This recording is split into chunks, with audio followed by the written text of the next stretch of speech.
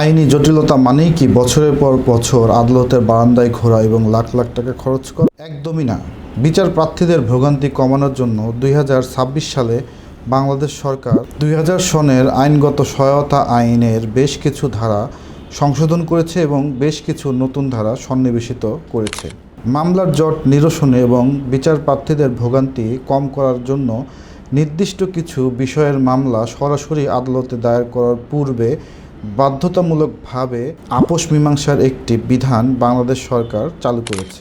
আজকের এই ভিডিওতে আমরা জানব যে কোন কোন ক্ষেত্রে সরাসরি আদালতে মামলা দায়ের করা যাবে না, মামলা দায়েরের পূর্বে লিগ্যাল এইড অফিসে আবেদনের প্রেক্ষিতে বিরোধটি আপোষ মীমাংসার মাধ্যমে নিষ্পত্তি করতে হবে। ভিডিওর শেষে আমরা দেখব যে এই আইনটি বর্তমানে কোন কোন জেলায় কার্যকর রয়েছে, তাই ভিডিওটি না টেনে শেষ পর্যন্ত দেখবেন। আসসালামু আলাইকুম, আমি Mohammad Samiul Islam Prince, advocate Bangladesh supreme court. তো চলুন আজকের ভিডিওটি শুরু করি। আইনগত সহায়তা প্রদান আইনের ধারা 21-এর খ অনুযায়ী বেশ কিছু নির্দিষ্ট বিরোধের ক্ষেত্রে ক্ষতিগ্রস্ত ব্যক্তি চাইলেই সরাসরি আদালতে মামলা দায়ের করতে পারবে না। আবশ্যিকভাবে বা বাধ্যতামূলকভাবে তাকে জেলা লিগ্যাল এইড অফিসে আপোষ মীমাংসার জন্য একটি মধ্যস্থতার আবেদন করতে হবে। যদি জেলা লিগ্যাল এইড অফিসের মাধ্যমে এই মধ্যস্থতা বা আপোষ মীমাংসা ব্যর্থ হয়, কেবল তখনই জেলা লিগ্যাল এইড অফিসারের প্রদানকৃত ব্যর্থতার প্রতিবেদন বা মেডিয়েশন ফেইলার রিপোর্ট সাথে সংযুক্ত করে উপযুক্ত আদালতে মামলা দায়ের করা যাবে। এখন প্রশ্ন হচ্ছে যে কোন কোন মামলাগুলোর ক্ষেত্রে এই আইন অবশ্যই মানতে হবে। এই আইনের তফসিলে 9টি বিষয়কে সুনির্দিষ্টভাবে উল্লেখ করা হয়েছে। প্রথমত হচ্ছে পারিবারিক আদালত আইন 2023-এর 5 ধারার মামলাগুলো সরাসরি আদালতে দায়ের করা যাবে না। পারিবারিক আদালত আইন 2023-এর 5 ধারায় মূলত দেনমোহর, ভরণপোষণ, গার্ডিয়ানশিপ, দাম্পত্য পুনরুদ্ধার, বিবাহ বিচ্ছেদ সংক্রান্ত মামলাগুলো উল্লেখিত রয়েছে। এই ধরনের মামলাগুলো আপনারা এখন থেকে সরাসরি আদালতে দায়ের করতে পারবেন না। এই ধরনের মামলা দায়েরের পূর্বে অবশ্যই জেলা লিগ্যাল এইড অফিসে আপনাকে মধ্যস্থতার জন্য বাধ্যতামূলকভাবে আবেদন করতে হবে। এরপর হচ্ছে চেক ডিজনার সংক্রান্ত মামলা, অর্থাৎ নেগোশিয়েবল ইনস্ট্রুমেন্ট অ্যাক্টের 138 ধারার মামলাগুলো এখন থেকে সরাসরি আদালতে দায়ের করা যাবে না। এক্ষেত্রে অবশ্যই জেলা লিগ্যাল এইড অফিসে মধ্যস্থতার আবেদন করতে হবে। এক্ষেত্রে কন্ডিশন হচ্ছে যে চেকে বর্ণিত টাকার পরিমাণ অবশ্যই 3 লাখ টাকার কম হতে হবে। যদিও অন্তর্বর্তীকালীন সরকার সেটি 5 লাখ টাকা পর্যন্ত নির্ধারিত করেছিল, কিন্তু বর্তমান সরকার সেটিকে 3 লাখ টাকা পর্যন্ত নির্ধারণ করেছে। এরপর নারী ও শিশু নির্যাতন দমন আইনের 11-র গ ধারার মামলাগুলো সরাসরি বিজ্ঞ আদালতে দায়ের করা যাবে না। এক্ষেত্রে অবশ্যই জেলা লিগ্যাল এইড অফিসে আবেদনের প্রেক্ষিতে মধ্যস্থতার একটি ব্যবস্থা করতে হবে। নারী ও শিশু নির্যাতন দমন আইনের 11-র গ ধারায় মূলত যৌতুকের জন্য সাধারণ জখমের অপরাধের কথা উল্লেখ রয়েছে। এরপর হচ্ছে যৌতুক নিরোধ আইনের 3 ও 4 ধারার মামলাগুলো, অর্থাৎ যৌতুক দাবি করা বা যৌতুক প্রদান করা বা গ্রহণ করা, অর্থাৎ যৌতুক আইনের 3 ও 4 ধারার মামলাগুলো এখন থেকে সরাসরি আর আদালতে দায়ের করা যাবে না।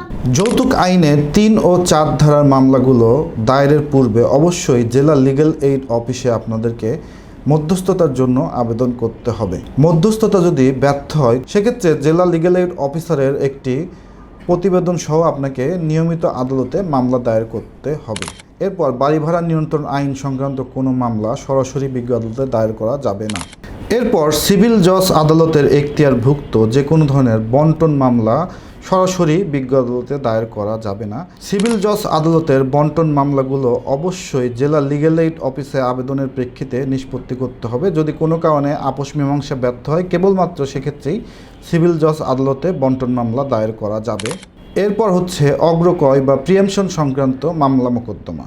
এক্ষেত্রে স্টেট অ্যাকুইজিশন অ্যান্ড টেনেন্সি অ্যাক্টের 96 ধারার অগ্রক্রয়, এছাড়াও নন এগ্রিকালচারাল টেনেন্সি অ্যাক্টের 24 ধারার উল্লেখিত অগ্রক্রয় বিষয়ক মামলাগুলো সরাসরি বিজ্ঞ আদালতে দায়ের করা যাবে না। অর্থাৎ অগ্রক্রয় বা প্রিএমশন সংক্রান্ত মামলাগুলোকে অবশ্যই জেলা লিগ্যাল এইড অফিসে আবেদনের মাধ্যমে নিষ্পত্তি করতে হবে। যদি কোনো কারণে আপোষ মীমাংসা না হয়, কেবলমাত্র সেক্ষেত্রেই আদালতে সরাসরি প্রিএমশন বা অগ্রক্রয়ের মামলা দায়ের করা যাবে।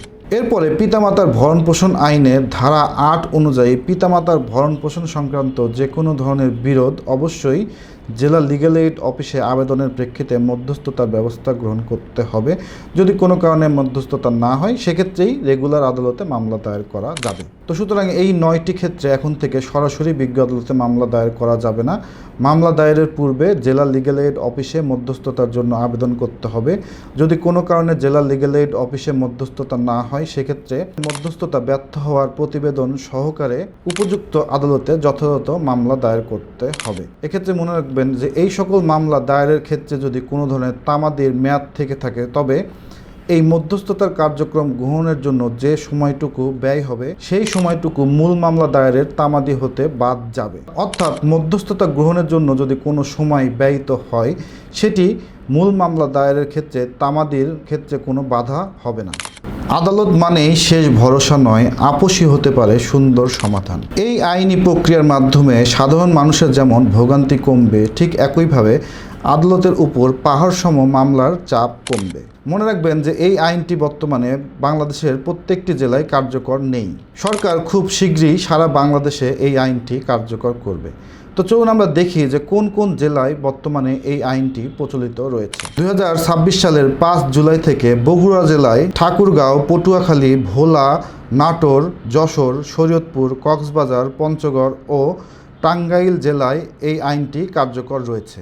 এছাড়াও 2026 সালের 30 জুলাই থেকে ফরিদপুর, ময়মনসিংহ, রংপুর, দিনাজপুর, সাতক্ষীরা, কুষ্টিয়া, কুমিল্লা, নোয়াখালী, রাঙ্গামাটি, সিলেট, মৌলভীবাজার, সুনামগঞ্জ, মুন্সিগঞ্জ, চাঁপাইনবাবগঞ্জ, জয়পুরহাট, কুড়িগ্রাম, নরসিংদী, ঝিনাইদহ, মাগুরা, লক্ষ্মীপুর, বগুড়া, ঠাকুরগাঁও, পটুয়াখালী, ভোলা, নাটোর, যশোর, শরীয়তপুর, কক্সবাজার, পঞ্চগড় ও টাঙ্গাইল জেলায় কার্যকর করা হয়েছে। তো সুতরাং আমরা আজকে আলোচনা করলাম যে কোন কোন মামলাগুলো এখন থেকে সরাসরি বিজ্ঞ আদালতে দায়ের করা যাবে না। এই সকল মামলাগুলো দায়ের করতে হলে আপনাদেরকে অবশ্যই জেলা লিগ্যাল এইড অফিসে মধ্যস্থতার জন্য আবেদন করতে হবে। তো ভিডিওটি শেষ পর্যন্ত দেখার জন্য ধন্যবাদ। আসসালামু আলাইকুম।